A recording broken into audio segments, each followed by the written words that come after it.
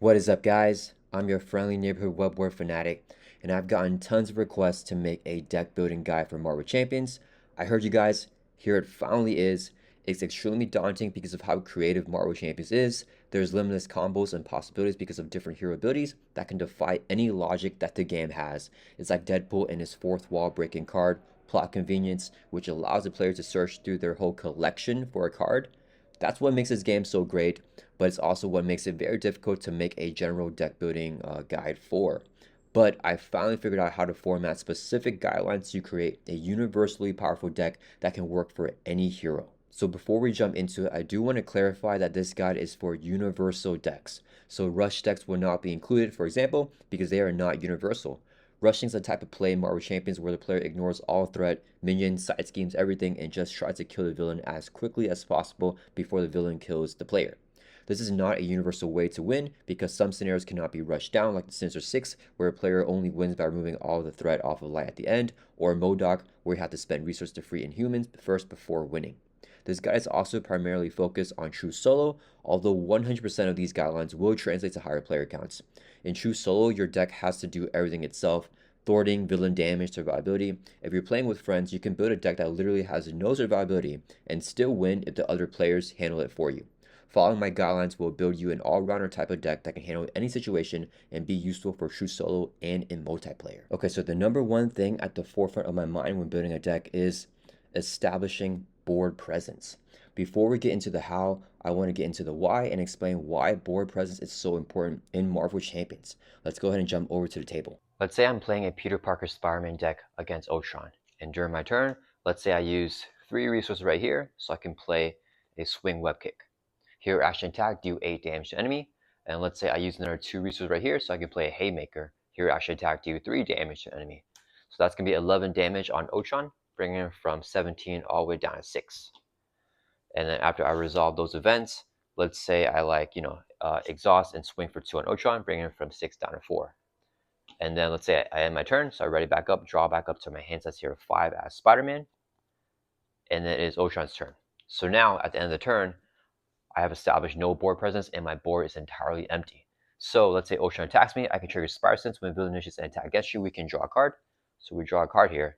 But now I'm basically relying on having a backflip in hand in order to prevent damage. So let's say Ultron attacks and I take the attack to the face. So same with the base of 2, gets a boost card of 3. He's going to do 5 damage to Peter Parker Spider-Man. I have to either hope that I get lucky to get a backflip to prevent all the damage, or basically defend so I don't die. So let's just say, for example, let's say I had the backflip, I got lucky, I played it, prevent all the damage. If he gets another attack right now, then I may just die here because I don't have any more backflips in hand. So let's just see what we get as an encounter card. So let's say we got a side scheme here, the invasive AI. When reviewed, each player discards the top 3 cards of their deck, coming in with 3 per player threat here. So we discard top 3 cards, 1, 2, 3. And then let's say there's 3 threat right here.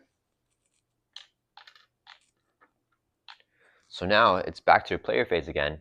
Well, I have no thwart events in hand and nothing that can remove threat from this side scheme. So let's say I exhaust the thwart for 1, drop it down to 2, and then when I end my turn, ready back up, draw back up, and the next encounter phase comes by, we have to eat this hazard icon and get dealt 2 encounter cards here, which could be more side schemes or more attack activations or some minions that will just ramp up and really be a tough situation for us to take on.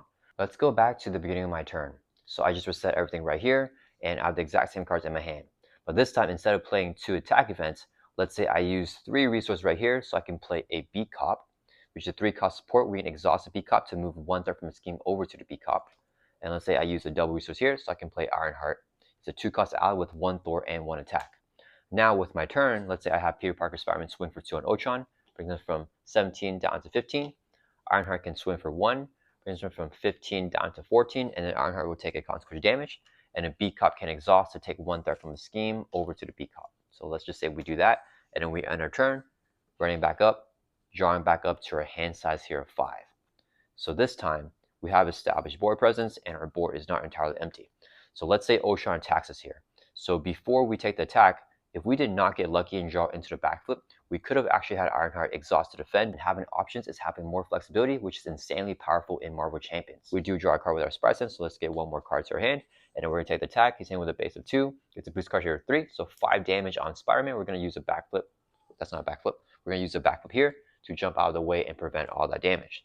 Then let's say during the encounter phase, we could dealt a face-down encounter card, which is the same side scheme again. So whenever you each player discards the top 3 cards of your deck, so we lose the top 3 cards here. 1, 2, 3. And then this will come in here with 3 threat. And then it is back to the player phase. Well, this time, because we have that board presence, we can actually clear off this side scheme. So we can have Spider-Man, Peter Parker, exhaust the Thor for 1 from here. We can exhaust B-Cop to take a threat from this scheme, move it over to the B-Cop. And an Ironheart can Thor for 1, clear off this side scheme. She'll take a consequent damage and she will get defeated. So this time, even though our hand is very similar, because we don't have any Thor events or any way to remove threat from that scheme, because we established board presence, we were able to clear it, and we don't have to eat that hazard icon and take an extra encounter card, which could ramp really bad for Ocean. Establishing board presence is pivotal to controlling the villain, so when we're building a universal deck in Marvel Champions, we want to have enough cards that can help us establish that board presence. Most of the time, cards that establish board presence will come in the form of an ally, upgrade, or support, but not every single time. So for example here, we have Maria Hill. She's a 2-cost ally, 2 thwart, 1 attack, and 2 hit points. When you play her, she's going to be on the table. She can immediately thwart for 2 or attack for 1, right? So she has that immediate good tempo. But for future turns, if she's on the table, she has that board presence. If a future side scene comes in play, she can help you thwart it. Or if there's a minion in play, she can help you attack and get rid of that minion for the future turns. Helicarrier is a pseudo resource generator, which is also a type of board presence type of card, right? It's a 3-cost support. If it's already in play as an action, you can exhaust it, choose a player, reduce the resource cost of the next card that that player plays this phase by 1.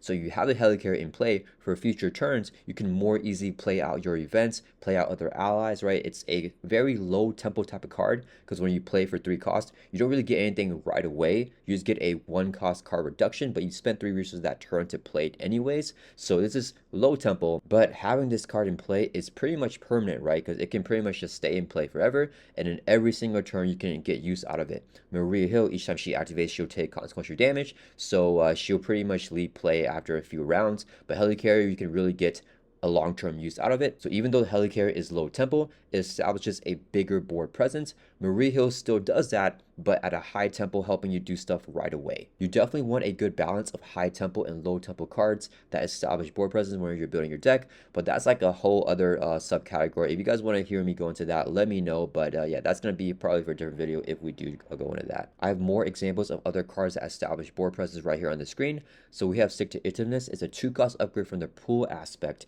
As a hero action, you can spend a physical resource and exhaust this card to ready up your hero. So if this cards are in play, for every single future turn, all you need is 1 physical resource to get an additional ready on your hero. So your hero can, Thor for 1, Thor for 2, use the Stick to Itiveness, spend a physical resource, ready back up, Thor for 1 or 2 again. Same for attacking. So having this upgrade in play, even though it's not a resource generator or an ally, is really good to help the player keep up with the villain's tempo. It's definitely more rare for events to establish board presence, but it does exist. So example here is a 3-cost event called Invulnerability. As a hero action, you can give your hero a tough stats card. So this event, when you play, it goes away, but what lasts is that tough stats card on your hero. So now whenever the villain phase begins, you have a tough stats card to block out a hit from the villain. You can also stun or confuse the villain. That will also help you to, kind of establish board presence by halting the villain, in their tracks. It's really difficult to have a category for Marvel Champions that encompasses everything. So definitely there will be events that fit in this category, but usually it will be upgrade supports and allies. I personally recommend having at least 10 cards whenever you're deck building to help you establish board presence. More is usually fine, that's usually better, but any less leaves you vulnerable. After you sort out the cards that give you board presence, it's important to look at the cost curve of your deck and really even out like thwarting, attacking, and survivability. You don't want all of your board presence cards to be like only ways to give you extra thwarting or extra damage or like extra survivability, right? So you want like a mix of all of it. Allies are really powerful. That's why allies are the strongest card type, because allies can thwart, attack, and defend, so to give you survivability as well, which is why allies are one of the best cards that you can include whenever you're building a strong deck. The second important thing to look at whenever you're building a deck is the resources. If you're a new deck builder, I highly recommend always including the 3 basic doubles in the Energy, Genius, and Strength. They are so high tempo in allowing the player to play more cards per turn. There's very few reasons to not include them. Even with heroes that have lower cost cards like X23, I always include the 3 basic doubles because I want help paying for the board establishing cards I'm including in the deck. As for the power of cards, I usually want at least 8 targets in the deck. So if we have the power of aggression right here, I would usually want to have at least 8 aggression cards if I'm going to be including 2 copies of the power of aggression. If there's 6 or less, I'll probably just include 1. And if there's less than 6 cards, I probably won't include any of them. If I am including, 2 copies of the power of, whether it's the power in all of us for basic cards, power of leadership, or power of protection, I ideally want 10 cards of that aspect. I will shove in a bunch of aggression cards if I'm putting in 2 copies of the power of aggression so that I can have more targets to hit them for. Like for example, if you're playing an aggression ally with the power of aggression and an ally goes away during a future turn, if you have that ally back in your hand and the power of aggression, you can use it again as a double resource to pay for that ally. If you're talking about a card like a Quinn Carrier, which you just play one time, the power in all of us, which is a double resource for basic cards, it's still good, but it's almost a one-time use type of card because once that upgrade and support is in play, you never really have a reason to play it back again. So you're kind of losing a target for that card, but it is really high tempo to get it out, the first time. Another example for a type of card that I would pretty much consider a resource card is something like the One Way or Another from the Justice aspect. This is a 0 cost event, max 1 per round. As a hero action, whenever you play this card, you search the encounter for a side scheme, you review the side scheme, and you can draw 3 cards. So you're pretty much getting back, 3 cards, and you can use those as resources to pay for other cards in your hand, or just play those cards, themselves. There's a pro and con for playing a card like that, but for the purpose of deck building, it's a very high ramping card, same as a resource that helps the player boost their economy and play more cards the turn that they have it. I would highly recommend not going under 3, and I would highly recommend not going over 8. Even with heroes like Bishop that really thrives with having a bunch of resource cards in their deck, if you have more than 8, there's a very high chance that your hands will break if you draw into a hand with only resource cards and nothing else to play, right? Even if you play a card like the One Way or Another and you draw 3 resource cards, if you have nothing else in your hand to play, those resource cards are useless, right? And a lot of heroes will have 0 cost or 1 cost events in their hand, so you have only those type of cards and a bunch of resource cards, you can't really do anything with that hand. So even though these are just max 1 per deck with the 3 basic doubles, I will highly recommend not including more than 8, and I generally would recommend staying between 3 to 5. Then after we got our resources and our board presence cards, the remaining cards are the flex spots. This can be the main strategy of the deck, or just a fun combo that you want to include, or something specific to a hero that you're deck building for to enhance that specific hero's kit. Usually these cards are less consistent because they require combo pieces or are situational, but they're usually the hook of the deck. These cards don't have to establish board presence, but they can. I would recommend not having more than 10 of these type of cards because they can be situational and not the most reliable. So here are some examples here. So Dive Bomb is a 4-cost event for aggression. It's really cool, but play only if your identity has an aerial trait. A lot of decks that I see that run Dive Bomb, the hero doesn't actually have the aerial trait printed on their identity card. They gain aerial through a different card in their deck. So while Dive Bomb can be really powerful and do tons of damage, AoE damage to minions as well, it's pretty much a dead card if you don't have the aerial trait already, or certain combo pieces like Home Technique in play to really unleash the Dive Bomb. Another example of a flex spot card is Suit Up. This is one of my favorite cards in the game of Mario Champions. It's a 2-cost leadership event. As an alter ego action, you search your deck and discard power for an ally, and an upgrade can be attached to the ally and you add to your hand. So ally tutoring is very powerful and looks through the deck and discard power, which is really good, but it's a flex spot because it's an alter ego action. You may not always have access to your alter ego if the threat on the main scheme is too high and you have no way to make a threat. The player may not be able to flip down safely to alter ego to play the Suit Up. So in situations like that, if you draw a Suit Up, it's essentially a dead card. Oftentimes, cards like Dive Bomb and Suit Up can really enhance the deck and make the deck way more powerful, but at the risk of not being the most reliable thing, right? So when you're fully built out and you have everything set up, Dive Bomb and Suit Up can go crazy whenever they are played at the perfect situation, but when the situation is not ideal, these cards could be risky. Another example of a flex spot type of card is to Come Get Me Bub from the protection aspect. It's a 0-cost event. As a hero action, discard cards from the encounter deck until you discard a minion, put that minion in play, engage with you, and then heal 3 damage from your identity, and also give your identity a tough stats card.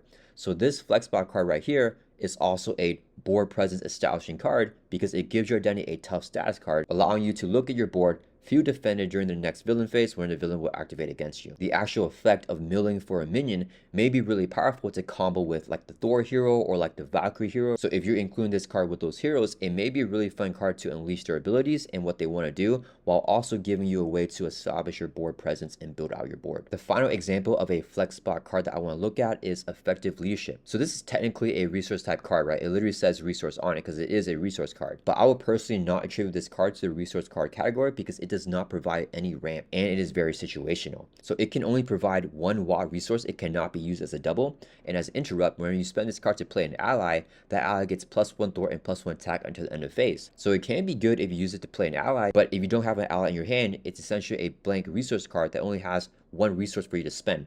So it could have been another option like the Come Get Me Bub, Suit Up, or Dive Bomb, but instead of being an option, it's just a blank card. For that reason, a card like Effective Leadership fits more in the flex spot category. Here's a summary of what we just talked about and kind of a conclusion of the 3 types of cards that I always think about whenever I'm building a deck. So first and most important, we have cards that establish board presence. So that is on-demand cards like allies, upgrade supports, statuses, and some events. And I usually recommend having at least 10 of these type of cards in your deck. Having more will improve the consistency and reliability of your deck. The second type of category are resource cards. So these are cards that increase your tempo and help you ramp up. I usually recommend having between 3 to 8 of these cards. If you have less than 3, you'll be missing out on some very powerful ramp. If you have more than 8, you'll be diluting your deck a lot and having more brick hands and just more inconsistency. The third category for cards in deck building are the flex spot cards. So these are the combo and the fun cards, and they can definitely overlap with resource cards or the board presence cards, but this will usually be the main hook of the deck.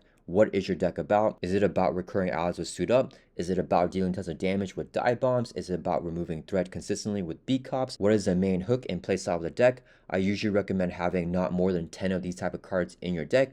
If you have any more, it will make your deck more inconsistent, but having certain flex spot cards can actually be really powerful and enhance your deck, because a lot of times the more situational effects in Marvel Champions are the more powerful effects. So if you can get the ideal situation for these cards set up, then it can really unleash the true potential of your deck and make your deck a lot more powerful. Marvel Champions is not a competitive game, it's a co-op game, so you don't really have to build the strongest decks if it doesn't fit your playstyle or if you don't have fun doing so. But I'm assuming that if you're watching this video, you actually want to build a strong deck. And in that case, I would recommend keeping your deck size to 40 cards, which is the minimum. It's definitely okay to go over 40, but if you're first starting to build a deck, if you keep the deck size at 40, it will improve the consistency at which you see your cards.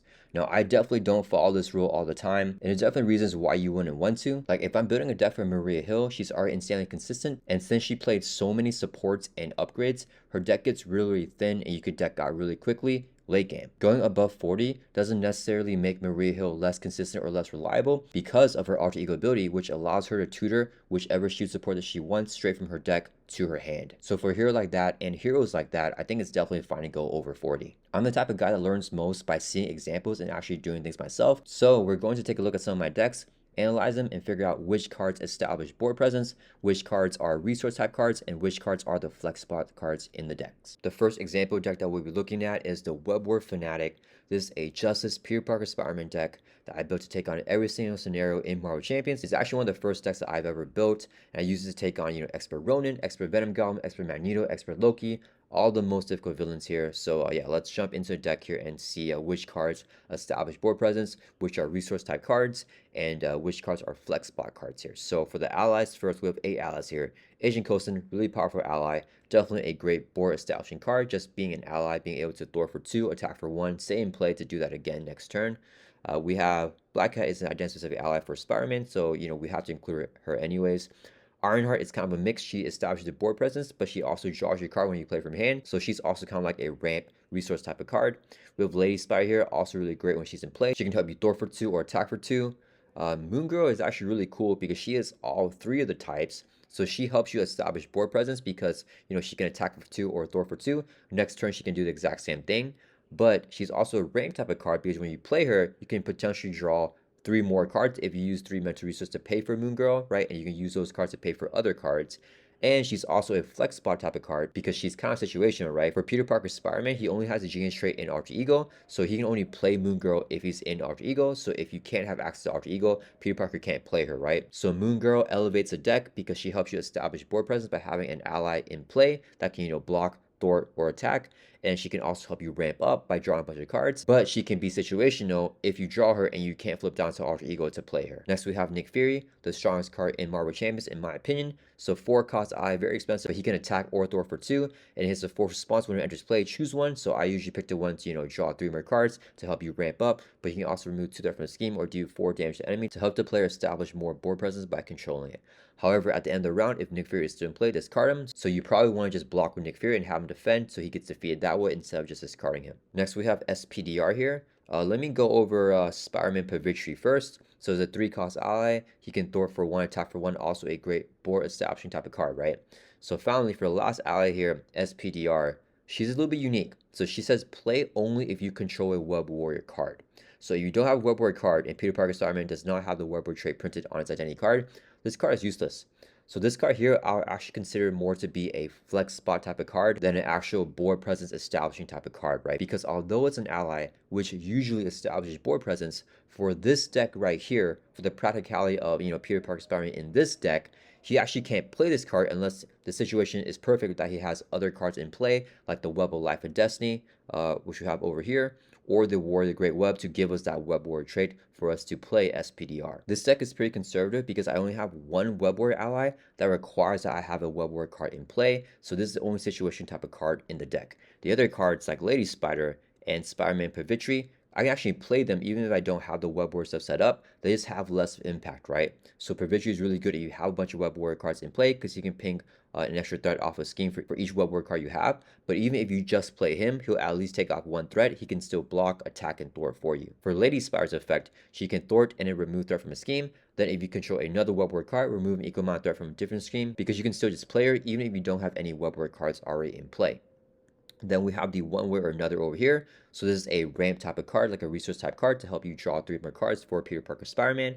We have the 3 basic doubles right here in energy, genius, and strength, and then 2 power of justice here to help us, ramp up more and pay for our justice cards. And for the justice targets, we have 1, 2, 3, 4, 5, 6 in 3 copies of the B cop, and then 7 with the under surveillance. So definitely I would prefer to have more justice cards in this deck, but for the B cop secondary effect where you can exhaust this card B cop to deal 1 damage to a minion for each threat on here, they can actually go away and you can play them back again with the power of justice. And I really like the power of justice here for Lady Spider as well. We're not going to count the one way or another because it's a 0 cost event. You don't need a double resource to pay for it. Same with Spycraft, which you don't need a double resource to pay for it because it's only 1 cost. Then we have the Avengers Mansion right here. So it's a 4 cost board establishing type of card because it helps you draw a card every single turn if you have it in play. Beat Cop here is actually the main flex card of this deck. That's kind of what this deck is all about, getting 3 Beat Cops in play, using Spider-Man Peter Parker's economy to play out 3 Beat Cops, and then having that on-demand 3 threat removal every single turn to help him control the threat and do whatever he wants to do. But at the same time, this is also a card that helps Spider-Man establish board presence because it gives him a way to remove threat on demand every single turn that the Beat Cops are in play. Next, we have the Queen Carrier,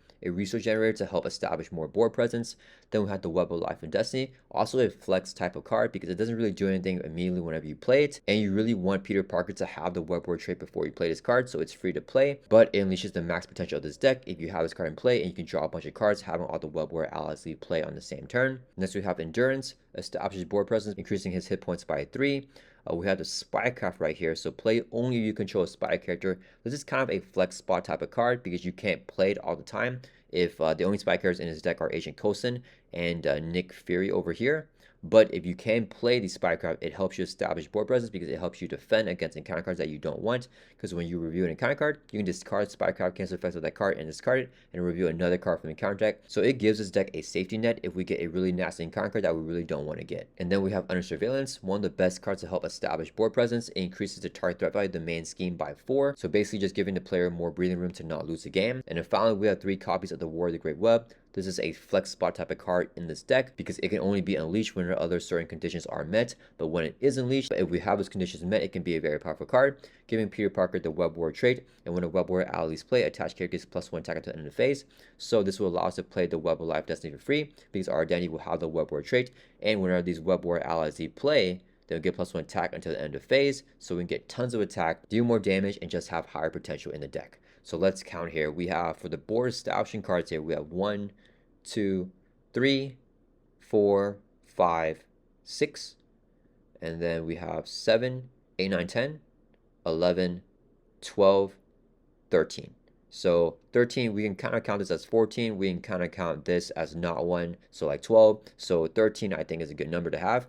And then for the cards that help you ramp up are the one way or another, energy, genius, strength. So that's going to be 4, 5, 6 with the power of justice. Staying in that 3 to 8 range. And then for flex spots, we really have the web war stuff and the beat cops here, right? So that's going to be, and Moon Girl. So 1, 2, and then 3, 4, 5 with the beat cops. 6 with the Web of Life and Destiny, and then 7 with Spycraft, 8, 9, 10 with the War of the Great Web. So 10 flex spot cards there, but you know, some of them are kind of less flex spot than others because the beat cops also help establish board presence. Same with Moon Girl, and same with Spycraft. So if we only count cards that do not help establish board presence, it's only going to be 5 cards that are in the flex spot. Next, let's take a look at this Nightcrawler deck that I built called No Allies, No Problems. So there's no added allies in this deck. We only have Day Tripper, which is the identity-specific ally for Nightcrawler, so we have to include it whenever we're building this deck.